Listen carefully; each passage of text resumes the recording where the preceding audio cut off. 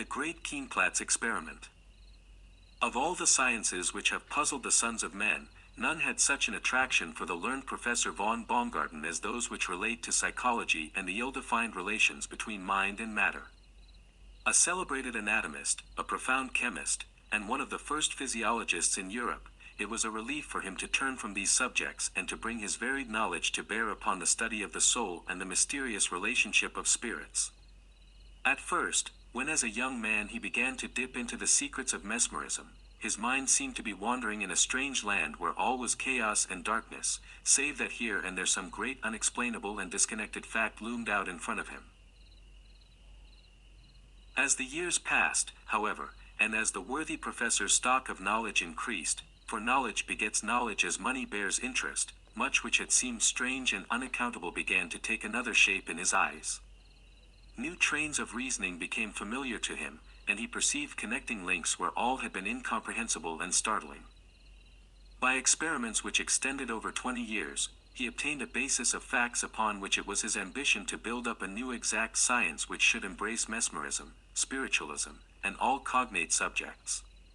In this he was much helped by his intimate knowledge of the more intricate parts of animal physiology which treat of nerve currents and the working of the brain, for Alexis von Baumgarten was Regius Professor of Physiology at the University of Keinplatz, and had all the resources of the laboratory to aid him in his profound researches. Professor von Baumgarten was tall and thin, with a hatchet face and steel-gray eyes, which were singularly bright and penetrating.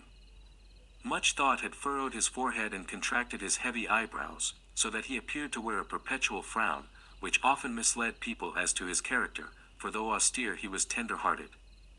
He was popular among the students, who would gather round him after his lectures and listen eagerly to his strange theories. Often he would call for volunteers from amongst them in order to conduct some experiment, so that eventually there was hardly a lad in the class who had not, at one time or another, been thrown into a mesmeric trance by his professor. Of all these young devotees of science there was none who equaled in enthusiasm Fritz von Hartmann.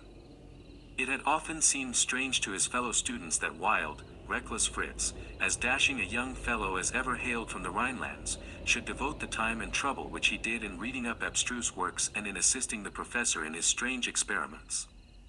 The fact was, however, that Fritz was a knowing and long-headed fellow. Months before he had lost his heart to young Elise, the blue-eyed, yellow-haired daughter of the lecturer. Although he had succeeded in learning from her lips that she was not indifferent to his suit, he had never dared to announce himself to her family as a formal suitor. Hence he would have found it a difficult matter to see his young lady had he not adopted the expedient of making himself useful to the professor.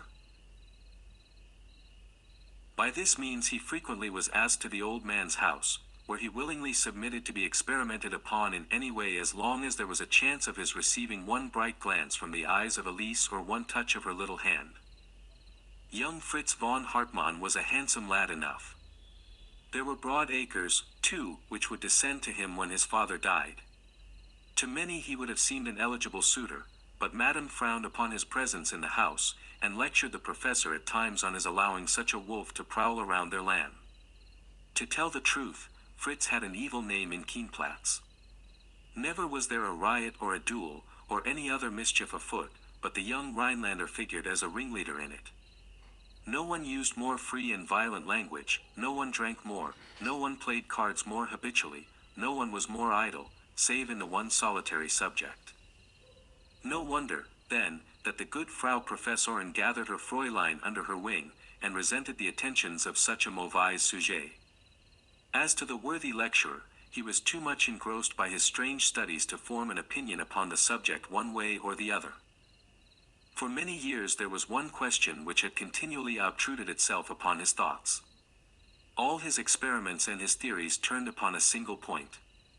100 times a day the professor asked himself whether it was possible for the human spirit to exist apart from the body for a time and then to return to it once again. When the possibility first suggested itself to him his scientific mind had revolted from it. It clashed too violently with preconceived ideas and the prejudices of his early training. Gradually, however, as he proceeded farther and farther along the pathway of original research, his mind shook off its old fetters and became ready to face any conclusion which could reconcile the facts. There were many things which made him believe that it was possible for mind to exist apart from matter. At last it occurred to him that by a daring and original experiment the question might be definitely decided. It is evident, he remarked in his celebrated article upon invisible entities, which appeared in the Keinplatz Wochenliche Medical Schrift about this time, and which surprised the whole scientific world, it is evident that under certain conditions the soul or mind does separate itself from the body. In the case of a mesmerized person, the body lies in a cataleptic condition, but the spirit has left it. Perhaps you reply that the soul is there, but in a dormant condition. I answer that this is not so, otherwise how can one account for the condition of clairvoyance, which has fallen into disrepute through the knavery of certain scoundrels, but which can easily be shown to be an undoubted fact. I have been able myself, with a sensitive subject, to obtain an accurate description of what was going on in another room or another house. How can such knowledge be accounted for on any hypothesis save that the soul of the subject has left the body and is wandering through space? For a moment it is recalled by the voice of the operator and says what it has seen, and then wings its way once more through the air.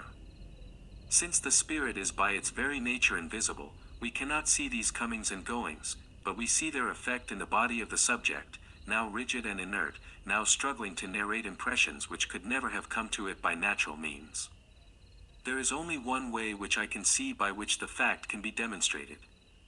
Although we in the flesh are unable to see these spirits, yet our own spirits, could we separate them from the body, would be conscious of the presence of others. It is my intention, therefore, shortly to mesmerize one of my pupils.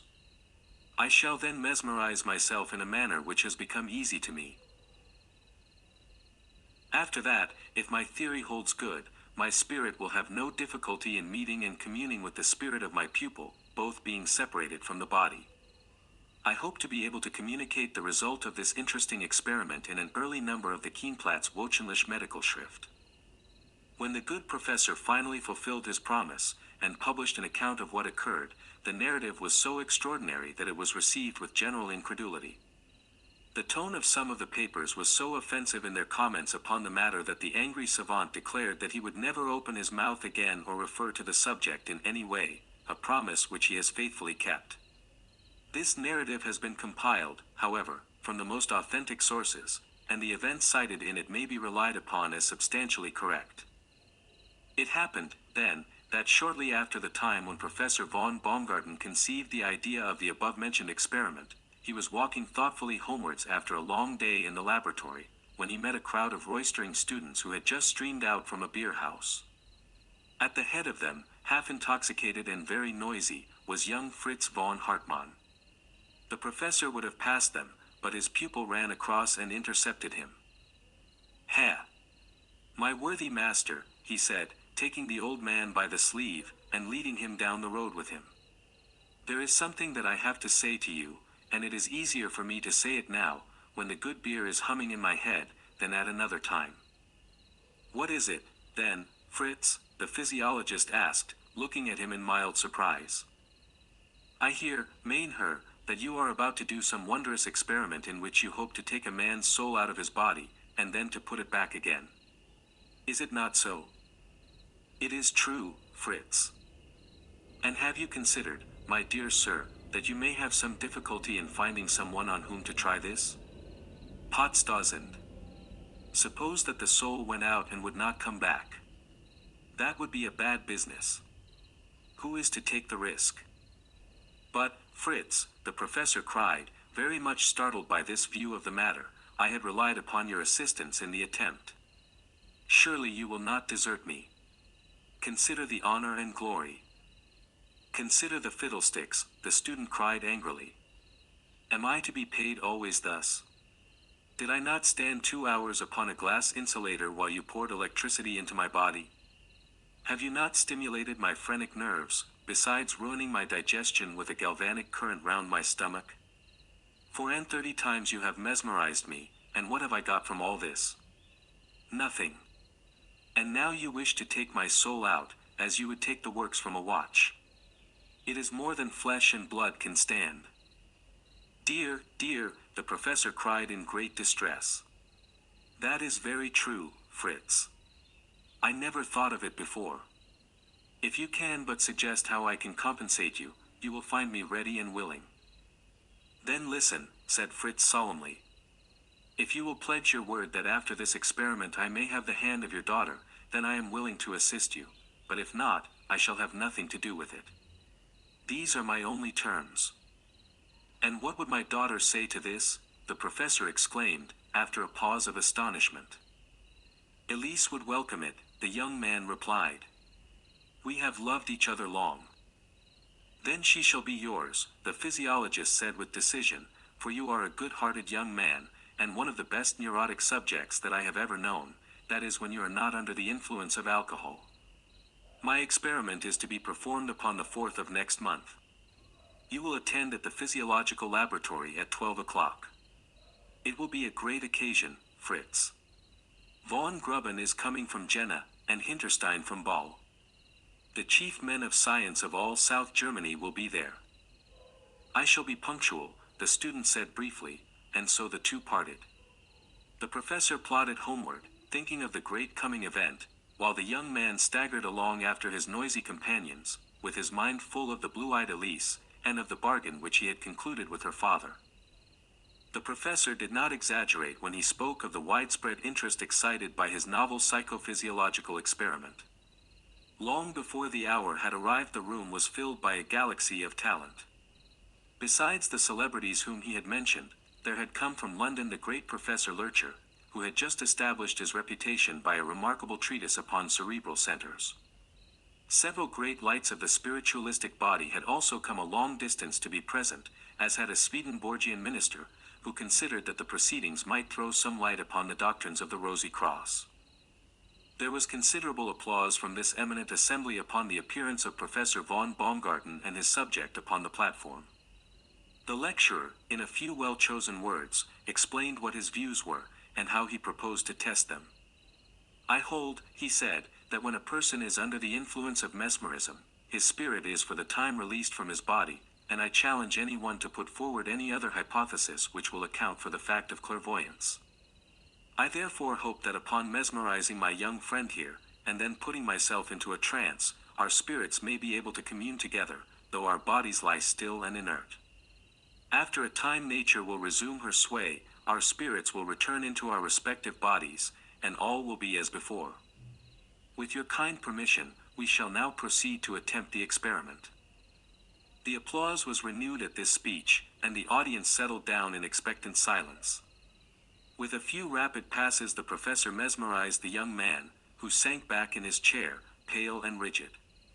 He then took a bright globe of glass from his pocket, and by concentrating his gaze upon it and making a strong mental effort, he succeeded in throwing himself into the same condition. It was a strange and impressive sight to see the old man and the young sitting together in the same cataleptic condition.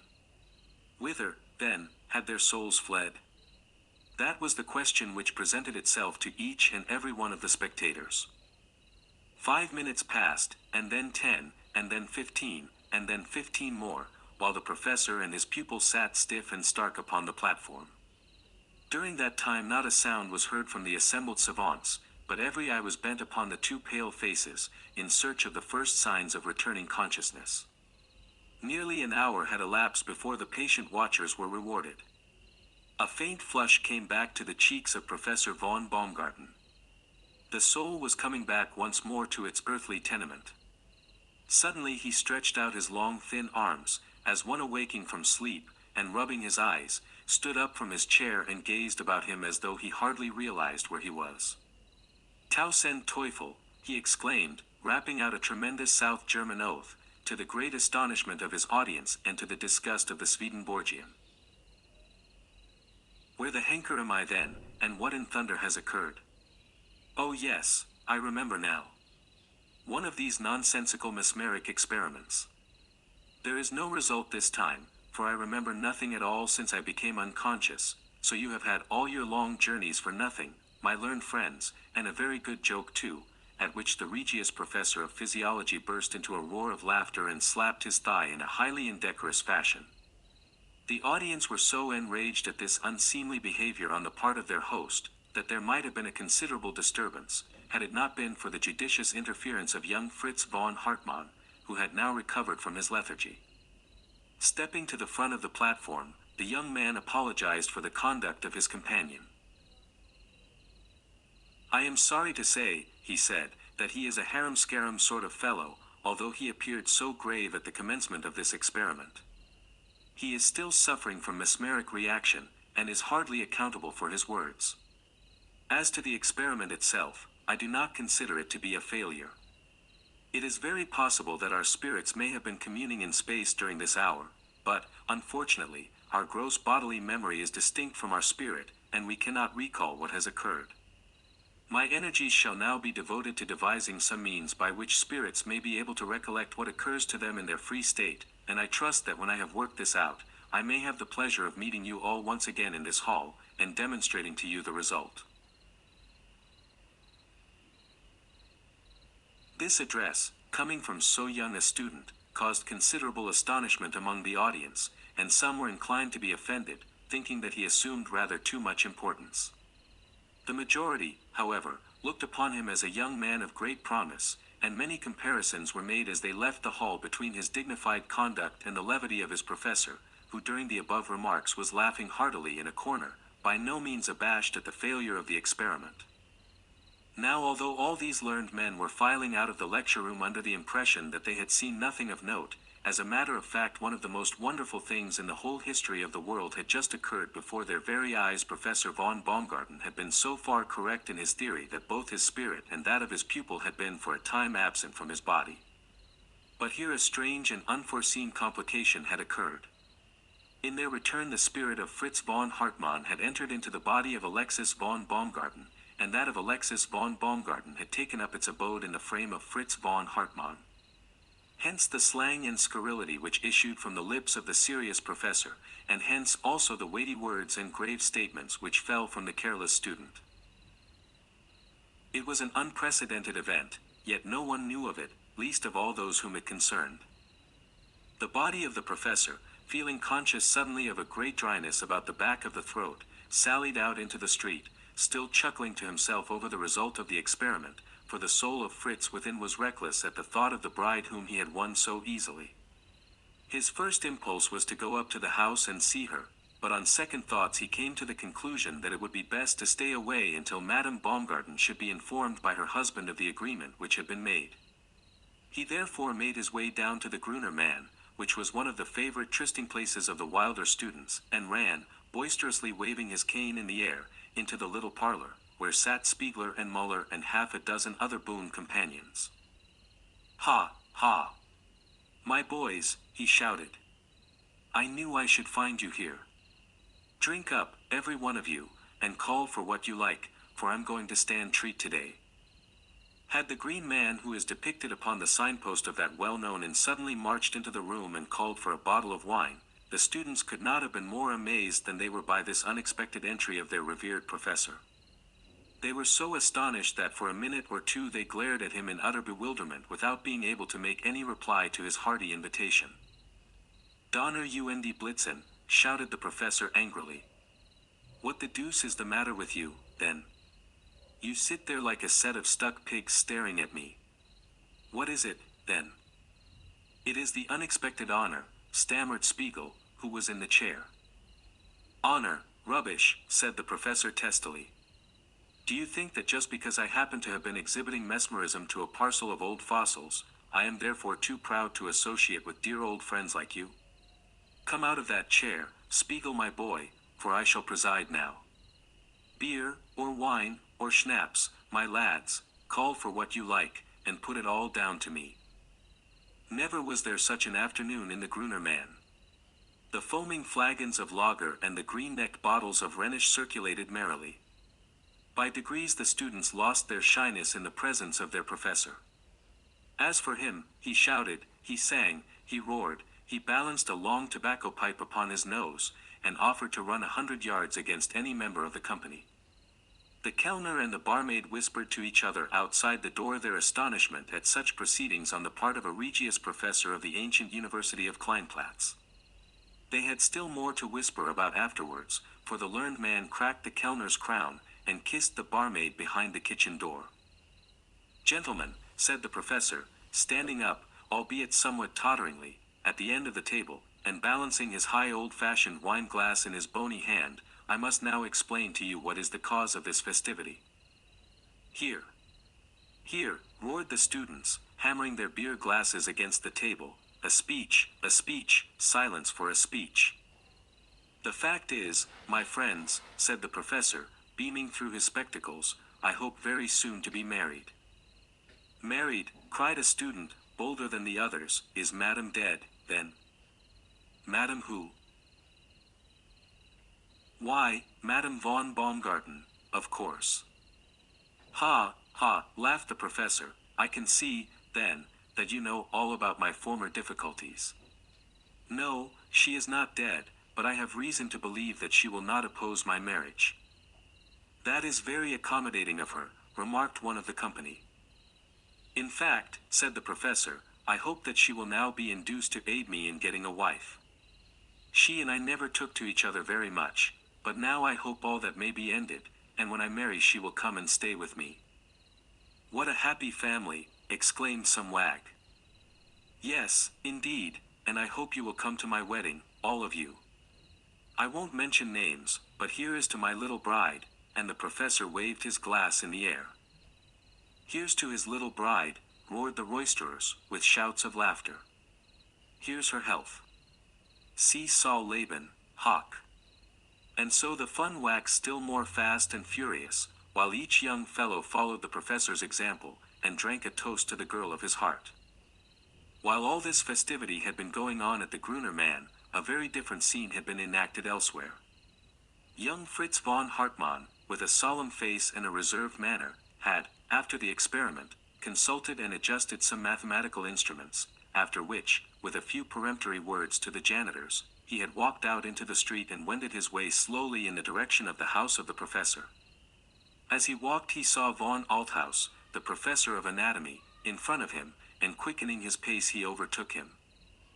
"I say, von Althaus," he exclaimed, tapping him on the sleeve, "you were asking me for some information the other day concerning the middle coat of the cerebral arteries. Now I find." "Donnerwetter," shouted von Althaus, who was a peppery old fellow. "What the deuce do you mean by your impertinence? I'll have you up before the academical senate for this, sir," with which threat he turned on his heel and hurried away. Von Hartmann was much surprised at this reception. "It's on account of this failure of my experiment," he said to himself, and continued moodily on his way. Fresh surprises were in store for him, however. He was hurrying along when "Gott in Himmel," roared von Hartmann. "What is the meaning of this unparalleled insult? Where are you taking me?"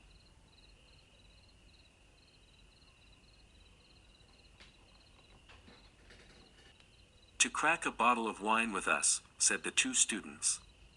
"Come along. That is an invitation which you have never refused."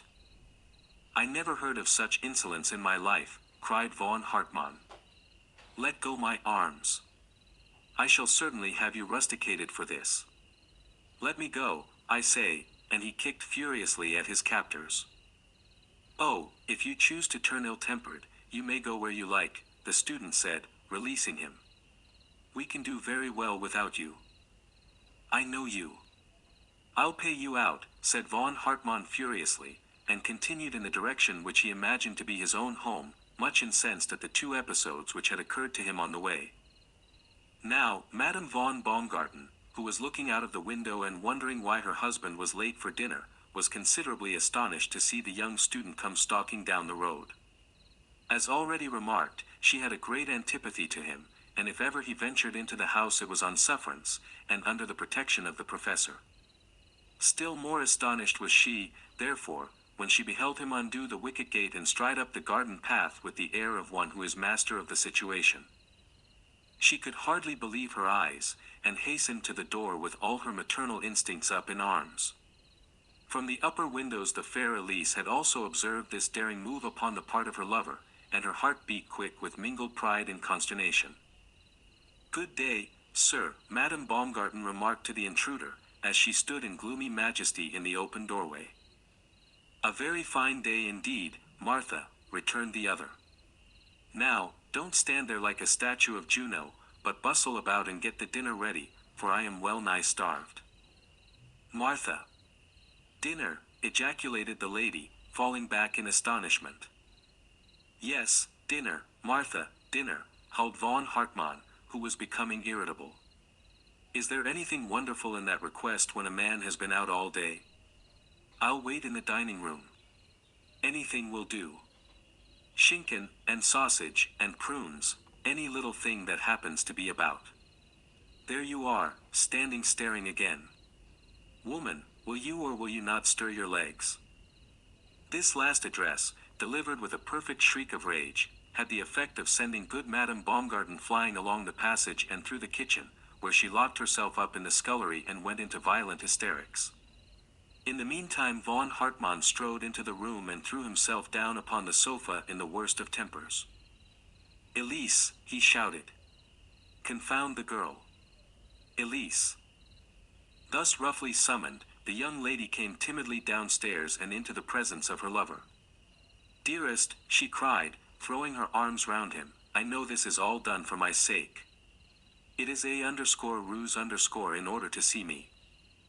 Von Hartmann's indignation at this fresh attack upon him was so great that he became speechless for a minute from rage, and could only glare and shake his fists, while he struggled in her embrace. When he at last regained his utterance, he indulged in such a bellow of passion that the young lady dropped back, petrified with fear, into an armchair.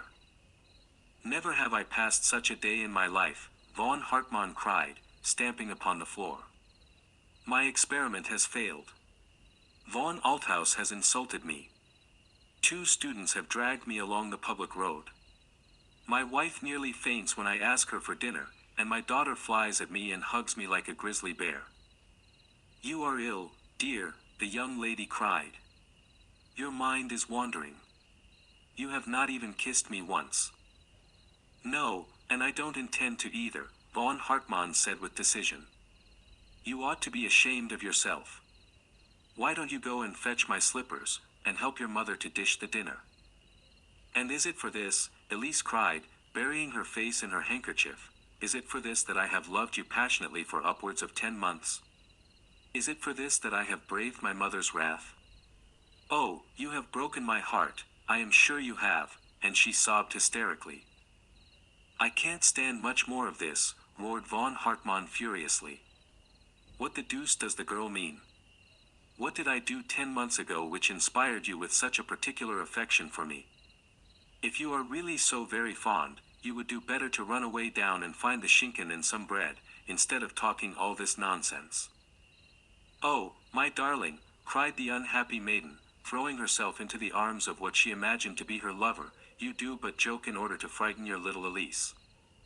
Now it chanced that at the moment of this unexpected embrace von Hartmann was still leaning back against the end of the sofa, which, like much German furniture, was in a somewhat rickety condition.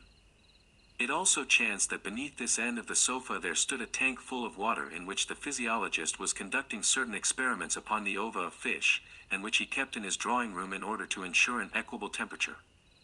The additional weight of the maiden, combined with the impetus with which she hurled herself upon him, caused the precarious piece of furniture to give way, and the body of the unfortunate student was hurled backwards into the tank, in which his head and shoulders were firmly wedged, while his lower extremities flapped helplessly about in the air. This was the last straw. Extricating himself with some difficulty from his unpleasant position, von Hartmann gave an inarticulate yell of fury, and dashing out of the room, in spite of the entreaties of Elise, he seized his hat and rushed off into the town, all dripping and disheveled, with the intention of seeking in some the food and comfort which he could not find at home. As the spirit of von Baumgarten encased in the body of von Hartmann strode down the winding pathway which led down to the little town, brooding angrily over his many wrongs, he became aware that an elderly man was approaching him who appeared to be in an advanced state of intoxication. Von Hartmann waited by the side of the road and watched this individual, who came stumbling along, reeling from one side of the road to the other, and singing a student song in a very husky and drunken voice. At first his interest was merely excited by the fact of seeing a man of so venerable an appearance in such a disgraceful condition, but as he approached nearer, he became convinced that he knew the other well, though he could not recall when or where he had met him. This impression became so strong with him, that when the stranger came abreast of him he stepped in front of him and took a good look at his features. "Well, Sonny," said the drunken man, surveying von Hartmann and swaying about in front of him, "where the henker have I seen you before? I know you as well as I know myself. Who the deuce are you?" "I am Professor von Baumgarten," said the student. "May I ask who you are? I am strangely familiar with your features." "You should never tell lies, young man," said the other. "You're certainly not the professor, for he is an ugly snuffy old chap, and you are a big broad-shouldered young fellow. As to myself, I am Fritz von Hartmann at your service." "That you certainly are not," exclaimed the body of von Hartmann. "You might very well be his father. But hello, sir, are you aware that you are wearing my studs and my watch chain?" "Donnerwetter," hiccuped the other. "If those are not the trousers for which my tailor is about to sue me, may I never taste beer again." Now as von Hartmann, overwhelmed by the many strange things which had occurred to him that day, passed his hand over his forehead and cast his eyes downwards, he chanced to catch the reflection of his own face in a pool which the rain had left upon the road. To his utter astonishment he perceived that his face was that of a youth, that his dress was that of a fashionable young student, and that in every way he was the antithesis of the grave and scholarly figure in which his mind was wont to dwell. In an instant his active brain ran over the series of events which had occurred and sprang to the conclusion. He fairly reeled under the blow. "Himmel," he cried, "I see it all. Our souls are in the wrong bodies. I am you and you are I. My theory is proved, but at what an expense. Is the most scholarly mind in Europe to go about with this frivolous exterior? Oh, the labors of a lifetime are ruined," and he smote his breast in his despair. "I say," remarked the real von Hartmann from the body of the professor, "I quite see the force of your remarks, but don't go knocking my body about like that. You received it in excellent condition, but I perceive that you have wetted and bruised it, and spilled snuff over my ruffled shirt front." "It matters little," the other said moodily. "Such as we are, so must we stay. My theory is triumphantly proved, but the cost is terrible." "If I thought so," said the spirit of the student, "it would be hard indeed. What could I do with these stiff old limbs, and how could I woo Elise and persuade her that I was not her father? No, thank heaven, in spite of the beer which has upset me more than ever it could upset my real self, I can see a way out of it." "How?" gasped the professor. "Why, by repeating the experiment. Liberate our souls once more, and the chances are that they will find their way back into their respective bodies." No drowning man could clutch more eagerly at a straw than did von Baumgarten's spirit at this suggestion. In feverish haste he dragged his own frame to the side of the road and threw it into a mesmeric trance. He then extracted the crystal ball from the pocket, and managed to bring himself into the same condition. Some students and peasants who chanced to pass during the next hour were much astonished to see the worthy professor of physiology and his favorite student both sitting upon a very muddy bank and both completely insensible. Before the hour was up quite a crowd had assembled, and they were discussing the advisability of sending for an ambulance to convey the pair to hospital, when the learned savant opened his eyes and gazed vacantly around him. For an instant he seemed to forget how he had come there, but next moment he astonished his audience by waving his skinny arms above his head and crying out in a voice of rapture, "Gott sei gedanket! I am myself again. I feel I am." Nor was the amazement lessened when the student, springing to his feet, burst into the same cry, and the two performed a sort of pas de joie in the middle of the road.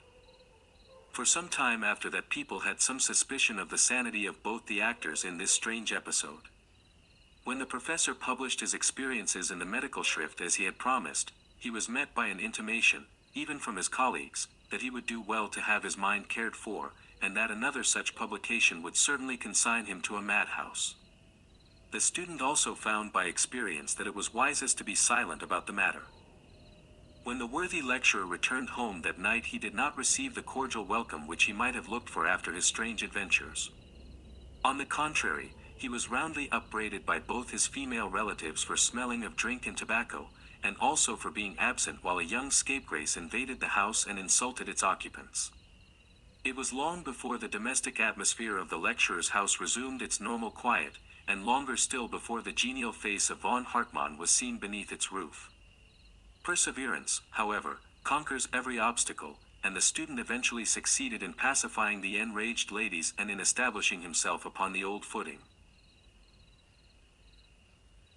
He has now no longer any cause to fear the enmity of Madame, for he is Hauptmann von Hartmann of the Emperor's own Ulan, and his loving wife Elise has already presented him with 2 little Ulan as a visible sign and token of her affection.